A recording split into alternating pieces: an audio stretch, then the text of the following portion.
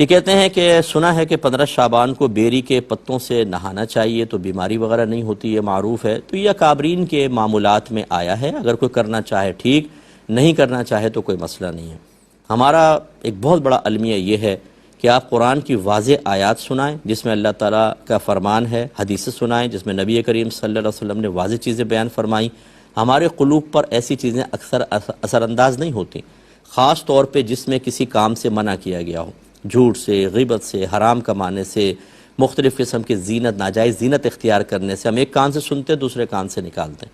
لیکن جہاں پر ہمیں کوئی بھی ایسی بات مل جائے جس میں دنیا کا فائدہ، تمہاری دعا قبول ہو جائے گی اور بالکل پولا پولا کام کر لیں، تمہارے ساری زندگی گناہ بخشے جائیں گے، تمہارے گھر میں برکتیں ہو جائیں گی، بچیوں کے رشتے آنا شروع ہو جائیں گے، اچھی جاب مل جائے گی، وہ تو ہم فوراً اختیار کرتے ہیں۔ تو یہ ہمیں اپنی طبیعت کو بھی دیکھنا چاہیے کہ کیوں ہماری طبیعت ایسی ہو گئی کہ ایک عام آدمی کوئی بات لکھ دے تو ہمارا قلب اس کی طرف